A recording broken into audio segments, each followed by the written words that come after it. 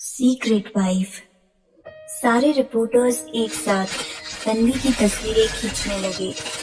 तन्वी ने फौरन अपने हाथों से अपने चेहरे को ढक लिया। वो घर में वापस जाना चाहती थी, पर भीड़ में से किसी ने उसके कंधे को कसकर पकड़ रखा था। मिसेस नुमानी, आखिर आपकी असली आइडेंटिटी क्या है? आप और मिस्टर विद्युत कब अपनी शादी का ऐलान पूरी दुनिया के सामने करेंगे? आप और मिस्टर विद्युत एक दूसरे को कितने सालों से जानते हैं? रिपोर्टर्स ने तन्वी के आगे सवालों की झड़ी लगा दी। उन्हें देखकर ऐसा लग रहा था कि तन्वी के बारे में सब कुछ जाने बगैर वो उसे वहां से जाने देंगे। तन्वी ने अभी भी अपना चेहरा अपने हाथों से ढक रखा है। वो जानती है कि अगर इस वक्त सिक्योरिटी के लोग उसे मीडिया वालों से बचा भी लेंगे, तब भी उसकी तस्वीरों को विद्युत के नाम के साथ जोड़ दिया जाएगा। उसे अब भी विद्युत की दी हुई वार्निंग याद है। वो किसी भी कीमत पर अब एक और रिस्क नहीं ले सकती है।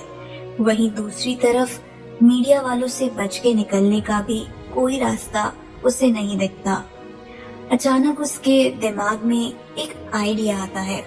वो अपने अपने हाथों को नीचे करके अपना चेहरा सबको दिखा देती है। सारे रिपोर्टर्स फौरन तन्वी की तस्वीरें खींचने लगते हैं। तन्वी केयरटेकर की तरफ घूमकर अपने हाथ जोड़ते हुए गिड़गिड़ाती आवाज में कहती है, प्लीज मुझे माफ कर दीजिए, मुझसे गलती हो गई। आगे से ऐसा कभी नहीं होगा। मुझे मिस्टर विद्युत की शादी की न्यूज को कवर करना था, इसीलिए मैं बिना परमिशन आपकी प्रॉपर्टी में एंटर हो गई। किसी को तकलीफ देने की मेरी कोई इंटेंशन नहीं थी। मैं तो बस ये सब अपनी जॉब के लिए कर रही थी। मुझे भी अपनी फैमिली को संभालना पड़ता है। प्लीज प्लीज मुझे जाने दीजिए। आगे से ऐसा कभी नहीं होगा। तन्वी को केयरटेकर से माफी मांगते देखकर सारे रिपोर्टर्स समझ चुके थे कि ये लड़की मिसेस नुमानी हो ही नहीं सकती। उन्होंने तन्वी की तस्वीरें खींचना बंद कर दी। दूसरी तरफ तन्वी की बातें केयरटेकर को काफी कंफ्यूज कर रही थी। उसे समझ नहीं आ रहा था कि आखिर ये सब हो क्या रहा है। तभी रिपोर्टर्स में से किसी की आवाज आती है, तन्वी वर्मा, क्या ये तुम हो? इतने में भीड़ में से किसी दूसरे रिपोर्टर ने पूछा, कौन? तन्वी वर्मा। अरे ये तो गॉसिप एंटरटेनमेंट वाली रिपोर्टर है। भीड़ में से किसी ने जवाब दिया, माय गॉड, एक खबर के लिए इतनी मेहनत। Miss Tanvi, I salute you. Reporter ने तन्वी को सल्यूट करते हुए कहा। सारे रिपोर्टर्स की बातें सुनकर केयरटेकर तन्वी की तरफ देखती है। तन्वी अपनी आंख मारते हुए उसे झूठ बोलने का इशारा करती है। केयरटेकर समझ चुकी होती है कि तन्वी उससे क्या कहना चाहती है। गुस्से में अपनी आवाज तेज करते हुए वो तन्वी से कहती है, प्लीज लीव राइट नाउ। मैं नहीं चाहती कि आपके खिलाफ मैं कोई भी लीगल एक्शन लूं। इतना कहते हुए केयरटेकर गुस्से में घर के अंदर जाकर दरवाजा बंद कर देती है। घर के बाहर खड़ी तन्वी काफी देर तक दरवाजे की तरफ देखती रहती है। उसे नहीं पता था कि सुपरस्टार विद्युत नुमानी की केयरटेकर भी इतनी अच्छी एक्टिंग कर लेती है। माहौल को नॉर्मल होता देख तन्वी टैक्सी से अपनी न्यूज एजेंसी के लिए निकल पड़ती है। रास्ते में वो अपने फोन से एक नंबर डायल करती है। हेलो डॉक्टर ओबरॉय, मैं निशांत की बहन तन्वी बोल रही हूँ। आप जल्द से जल्द ऑपरेशन की तैयारी कीजिए, पैसों का इंतजाम हो गया है। इतना कहते हुए तन्वी फोन कट कर देती है और खिड़की से बाहर की ओर देखने लगती है। पिछली रात को याद कर उसका मन उदास हो जाता है। गुमसुम सी वो खिड़की से बाहर देखते हुए किसी सोच में डूब जाती है। उसके भाई के सिवा उसका है ही कौन? नहीं, वो निशांत को कुछ नहीं होने देगी, फिर चाहे उसे कितनी भी जिल्लतें क्यों ना झेलनी पड़े। फिलहाल सिचुएशन उसके कंट्रोल में है और आगे भी ऐसा ही होगा। तन्वी ने मन ही मन सोचा। टैक्सी से उतरकर वो अपने ऑफिस के लिए चल पड़ी। चाहे कुछ भी हो जाए, अब वो पीछे नहीं हट सकती। ऑफिस पहुंचते ही तन्वी की चीफ एडिटर उसके पास आती है। नॉर्मली उससे ज्यादा बात ना करने वाली चीफ एडिटर को अपने पास आते देखकर तन्वी समझ चुकी होती है कि जरूर कुछ होने वाला है। उसे ज्यादा बात नहीं करती है। अपने चेहरे पर फेक स्माइल लिए चीफ एडिटर तन्वी से कहती है, मिस तन्वी वर्मा, कांग्रेचुलेशंस हमारे कंपनी की सबसे हार्ड वर्किंग एम्प्लॉय बनने के लिए। तुम्हारे हुनर को देखते हुए मैं तुम्हारे लिए एक छोटा सा टास्क लाई हूँ। तुम्हें ये पता लगाना है कि विद्युत नुमानी की ये सीक्रेट वाइफ आखिर कौन है। अदरवाइज तुम्हारा रेजिग्नेशन कल शाम में मेरी टेबल पे होना चाहिए। अपनी बॉस की बातों को सुनकर तन्वी और डिसअपॉइंट हो जाती है और पता लगाने के लिए चली जाती है। तन्वी दूसरे मैगजीन्स रिपोर्टर्स के साथ विद्युत की फिल्म बावरा मन के सेट के बाहर खड़ी होती है। सारे रिपोर्टर्स आपस में यही बात कर रहे थे कि आखिर कौन है ये मिसेस नुमानी। तन्वी ना चाहते हुए भी उनके इस डिस्कशन को ध्यान से सुन रही थी। कल किसी रिपोर्टर्स ने विद्युत नुमानी को आधी रात अपने बंगले से बाहर जाते देखा था। Can you believe that? वो भी अपनी शादी की पहली रात, अपनी वाइफ को अकेला छोड़कर। आई थॉट विद्युत नुमानी अपनी वाइफ को मीडिया लाइमलाइट से दूर रखने के लिए ये सब कर रहे हैं। You know, to save her. दूसरे रिपोर्टर्स ने जवाब दिया, सेव माई फुट। तन्वी ने मन ही मन सोचा, सच तो ये है कि उन्हें मुझ में कोई इंटरेस्ट ही नहीं है। अगर ऐसा था तो उन्होंने मुझे ही क्यों चुना। सोच में डूबी तन्वी फिर से पिछली रात के ख्यालों में खो जाती है। इतने में तन्वी को किसी का धक्का लगता है। वो पीछे पलटकर देखती है तो उसे ऑफिस की कलीग आकृति उसके बगल खड़ी होती है। तन्वी को ताने मारते हुए आकृति उससे कहती है, तन्वी वर्मा, चीफ एडिटर को नाराज करके तुमने अच्छा नहीं किया।